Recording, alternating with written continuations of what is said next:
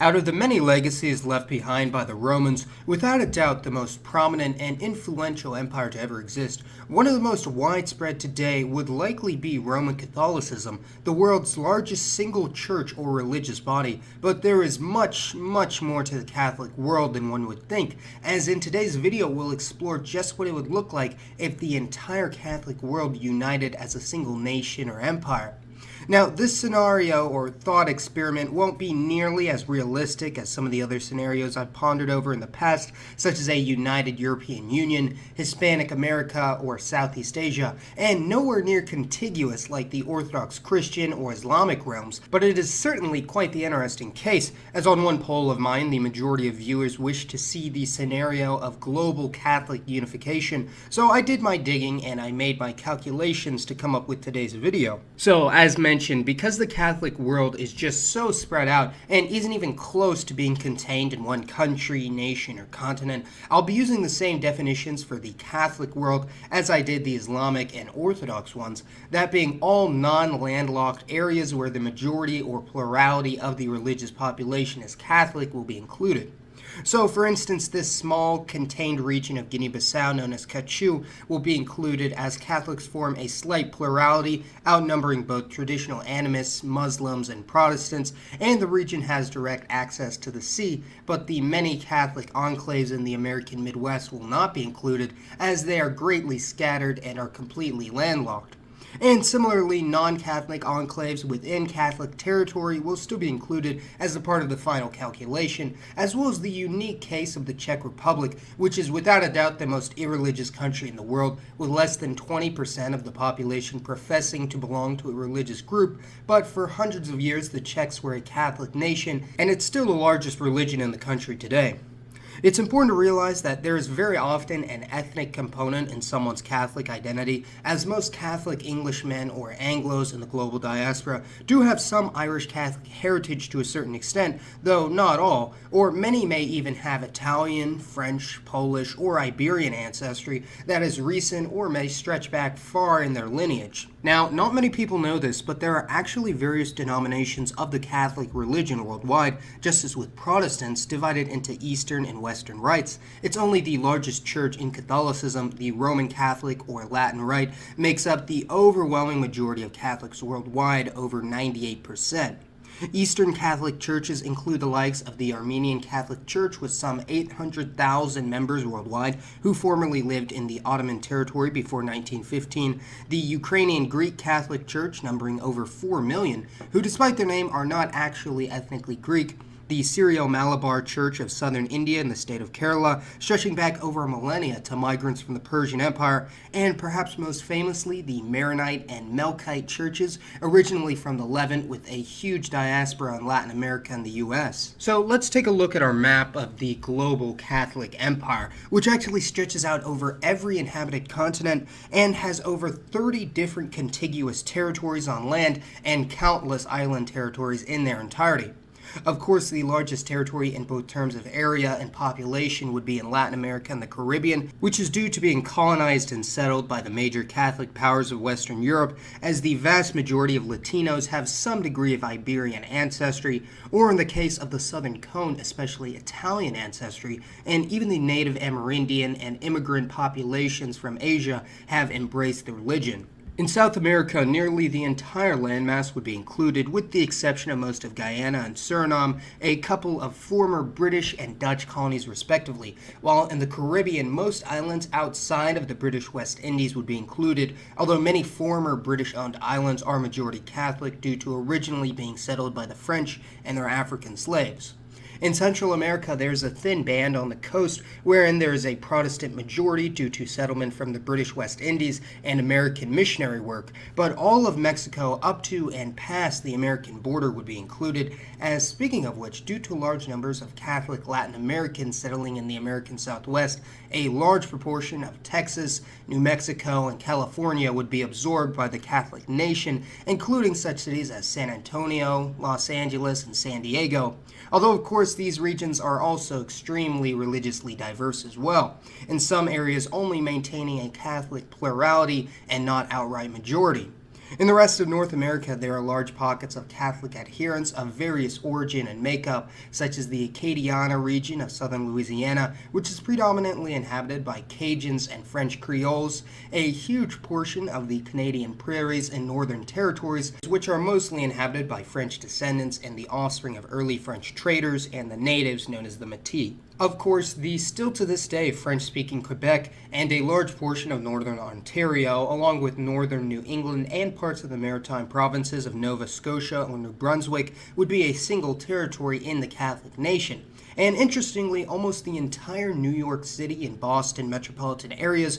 would be included due to a hodgepodge settlement primarily by Italian, Irish, French, Portuguese, Puerto Rican, and Dominican immigrants. Moving across the pond to the Old World, the heartland of the Catholic Church, it is clear that Europe is still dominated by Catholicism, with a contiguous band stretching from southern Latvia and Croatia in the east to the Portuguese in the west, although we also include nearly the entire island of Ireland, along with the Liverpool metro area, the only Catholic metro area in the United Kingdom, and lastly, a stretch of northern Albania, which is Roman Catholic due to its centuries-old trade relations with the Venetians and Genoese. In addition, there is a portion of the Levantine country of Lebanon that is dominated by the Maronite Catholics, and interestingly, the small Greek Catholic island of Tinos in the Aegean Sea. Quickly moving on to Europe's southern neighbor of Africa, there maybe aren't quite as many Catholic areas as you may think, or perhaps more, with a few large and smaller enclaves of the new Catholic Empire,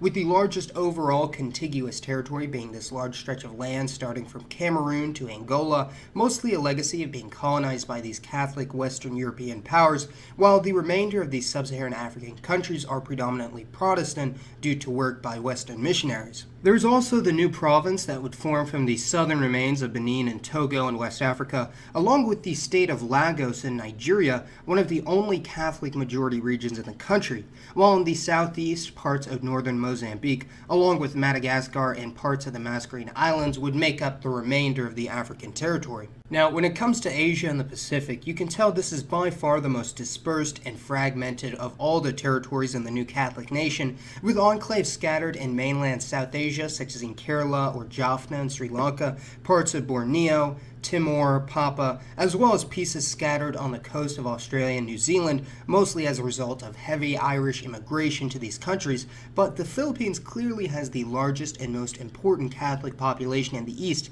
as after centuries of Spanish rule, Catholicism still runs deep in the blood of the overwhelming majority of Filipinos and has deeply impacted the culture. These 1.3 billion people would be spread out over approximately 8.5 million square miles, or 22 million square kilometers, about 25% larger than Russia, and with virtually every single climate and geographical zone imaginable. But just who are the people who live in said empire?